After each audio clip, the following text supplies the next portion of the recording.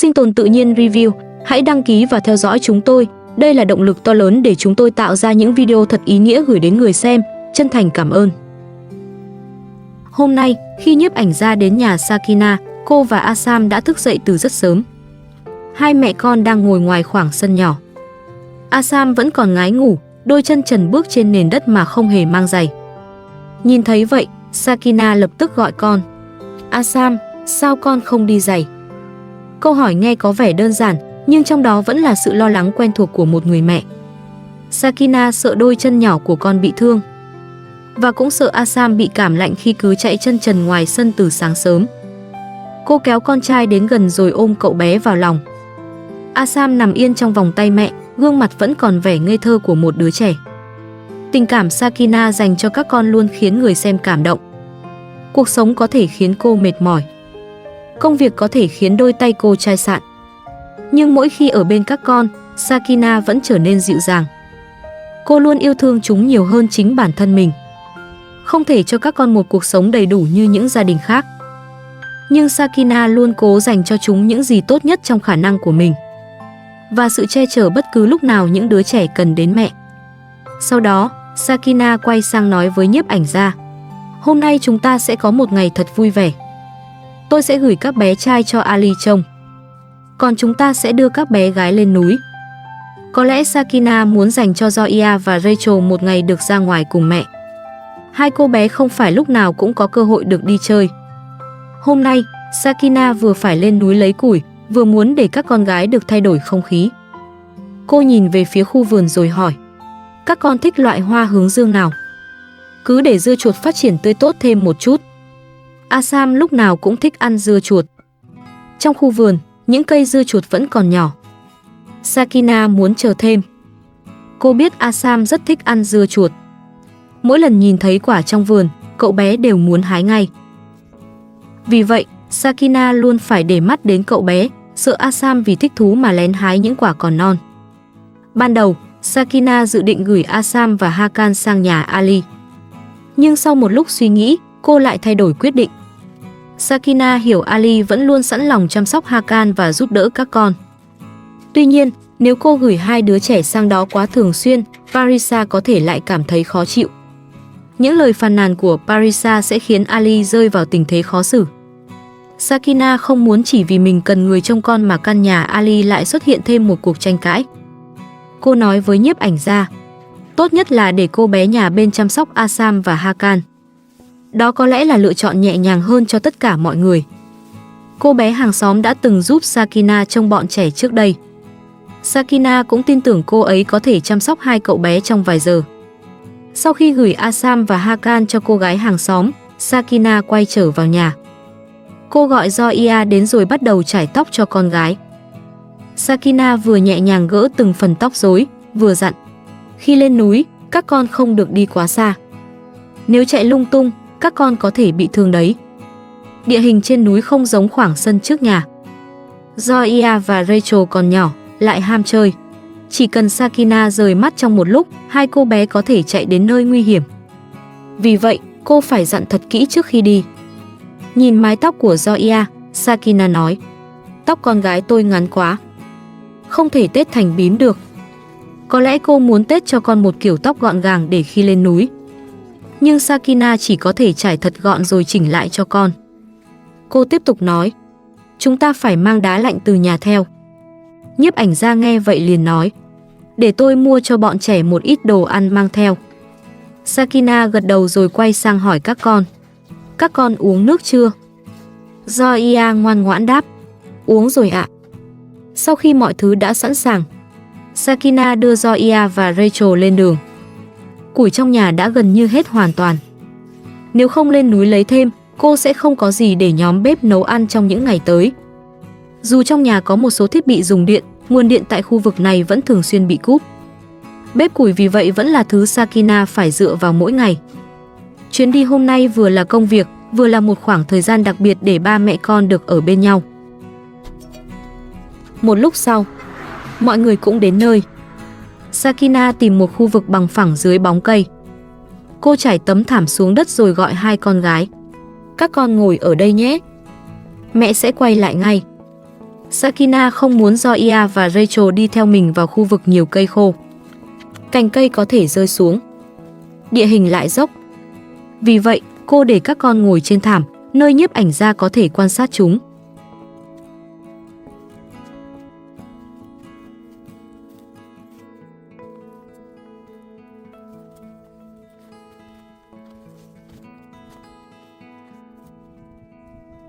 Sau đó, Sakina bắt đầu đi tìm củi. Cô nhìn lên những cành cây đã khô rồi cẩn thận trèo lên.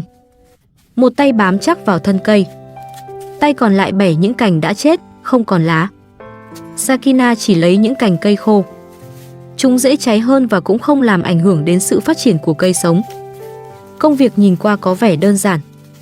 Nhưng việc trèo lên cao, giữ thăng bằng rồi bẻ từng cành cây dưới trời nóng không hề nhẹ nhàng. Chỉ một lần trượt chân, Sakina có thể bị ngã xuống đất. Nhưng cô vẫn tiếp tục. Bởi ở nhà còn có những bữa ăn cần được nấu. Và không ai khác có thể thay cô chuẩn bị số củi này. Đang làm việc, Sakina vẫn không quên hỏi nhiếp ảnh gia. Bọn trẻ đâu rồi? Nhiếp ảnh gia trả lời. Các con vẫn đang ngồi dưới bóng cây. Nghe vậy, Sakina mới yên tâm hơn. Cô tiếp tục gom những cành đã bẻ xuống rồi hỏi. Anh có thể gom giúp tôi một ít cành cây không? Nhiếp ảnh gia đáp. Được thôi. Hai người cùng gom củi lại thành từng bó.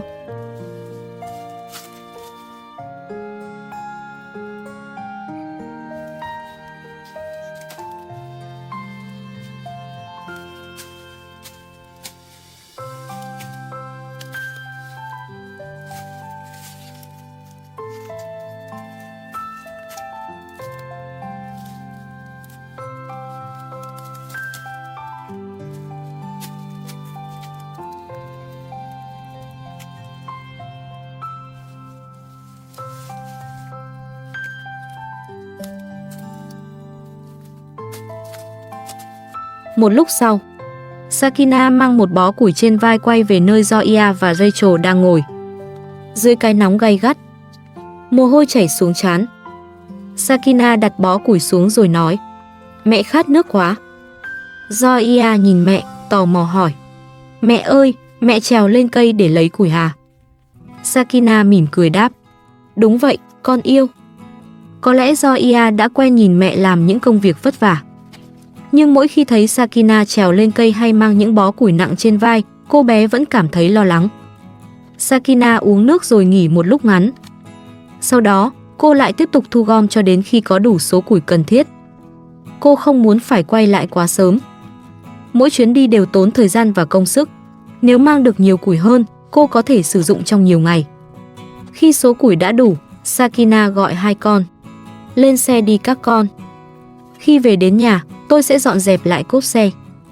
Những cành cây khô được đưa vào phía sau xe. Sakina vẫn phải tận dụng phương tiện để đưa củi về. Cô biết sau đó mình sẽ lại phải lau dọn, nhưng ít nhất số củi này có thể giúp cô nấu ăn cho gia đình.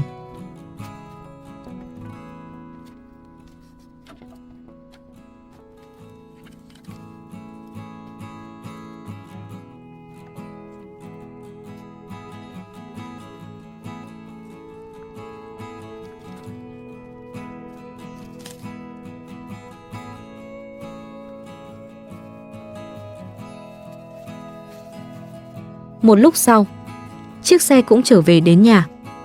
Đúng lúc ấy, cô gái hàng xóm cũng đưa Asam và Hakan quay trở lại. Sakina nhanh chóng mở cốp xe, lấy từng bó củi khô xuống. Sau khi chuyển hết củi ra ngoài, cô còn giúp nhiếp ảnh gia lau sạch phần cốp xe đã bám đầy đất và vỏ cây.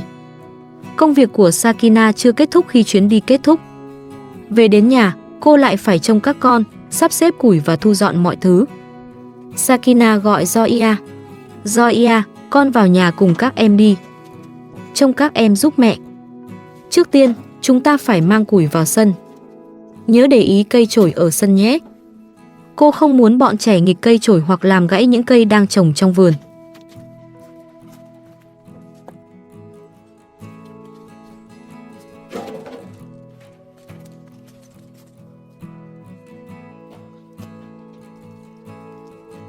Nhưng Zoya vẫn còn mải chơi. Khi thấy con gái bước đến gần luống dưa chuột, Sakina lập tức nhắc. Con gái, đừng chạm vào dưa chuột. Những quả đó còn nhỏ lắm. Cô gái hàng xóm thấy Sakina phải làm quá nhiều việc liền bước đến phụ. Cô cùng Sakina mang những bó củi từ ngoài vào trong sân. Nhờ có thêm người giúp đỡ, công việc cũng trở nên nhẹ nhàng và nhanh hơn. Sau khi toàn bộ củi đã được xếp gọn trong sân, cô gái hàng xóm chuẩn bị trở về. Trước khi cô rời đi, Sakina chân thành nói: "Cảm ơn cô đã chăm sóc bọn trẻ. Chúc cô đi đường bình an." Đó là một lời cảm ơn rất giản dị. Nhưng đối với Sakina, sự giúp đỡ hôm nay có ý nghĩa vô cùng lớn. Nhờ có cô gái hàng xóm, Sakina mới có thể yên tâm đưa Zoya và Rachel lên núi. Hôm nay, Sakina đã thực hiện được điều mình mong muốn. Cô đưa hai con gái lên núi, cho chúng một ngày được thay đổi không khí. Đối với những đứa trẻ, đó cũng có thể trở thành một ký ức đẹp. Còn đối với Sakina, mỗi chuyến đi như thế vừa là sự vất vả, vừa là một cơ hội được ở gần các con hơn. Cô đã quen với việc luôn phải làm nhiều việc cùng lúc. Cuộc sống của Sakina chưa bao giờ nhẹ nhàng. Nhưng cô vẫn cố biến những ngày lao động thành những ngày vui đối với các con. Bởi cô hiểu tuổi thơ của chúng sẽ không kéo dài mãi. Một ngày nào đó, Zoya, Rachel, Asam và Hakan đều sẽ lớn lên. Và nhớ rằng dù cuộc sống có khó khăn đến đâu, mẹ vẫn luôn cố gắng để các con có được một ngày thật vui vẻ. Sau khi trở về từ chuyến đi lấy củi trên núi, Sakina bước vào căn nhà nhỏ, cô pha sữa cho Hakan. Cậu bé đã mệt sau một ngày dài. Vừa được nằm trong vòng tay mẹ, Hakan ngoan ngoãn bú sữa. Ở một góc khác trong nhà, Asam và Rachel cũng đã ngủ từ lúc nào không hay. Căn nhà vốn tràn ngập tiếng nói cười bỗng trở nên yên tĩnh. Sakina ngồi giữa các con, lặng lẽ quan sát từng gương mặt đang ngủ.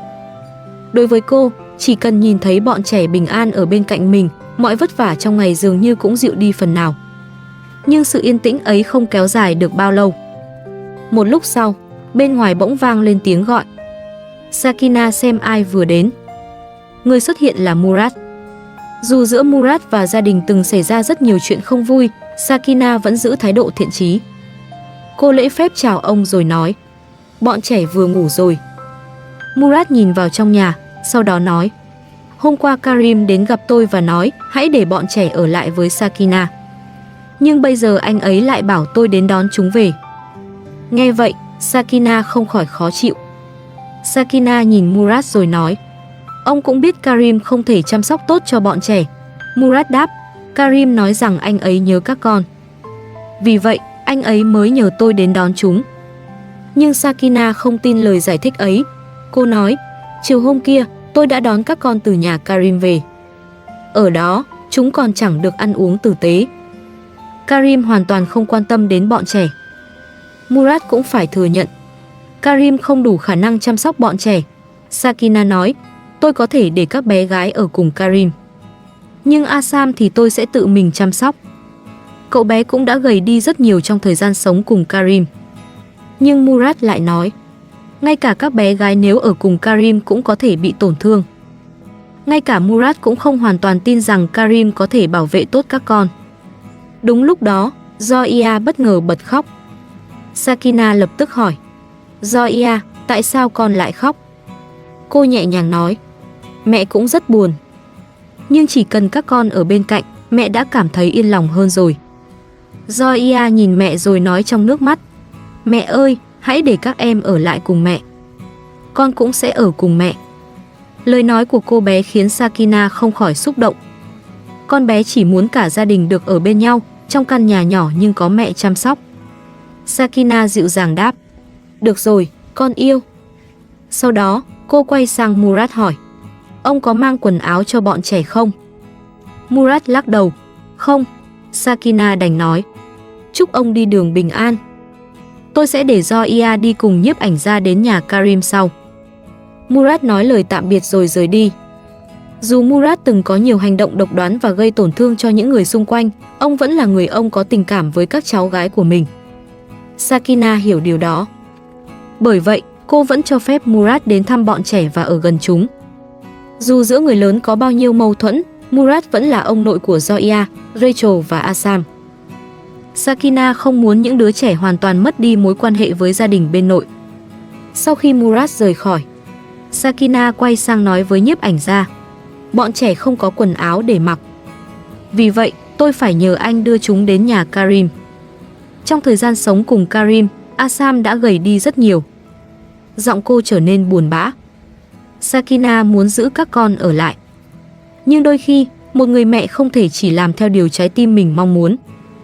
Cô còn phải nghĩ đến những nhu cầu trước mắt của các con. Bên trong căn nhà, Sakina ngồi trầm ngâm suy nghĩ. Zoya ngồi gần Hakan, nhẹ nhàng chơi cùng em trai. Cố gắng khiến em mỉm cười. Khung cảnh ấy khiến Sakina vừa hạnh phúc, vừa đau lòng. Cô không biết rồi các con sẽ tiếp tục ở bên mình được bao lâu.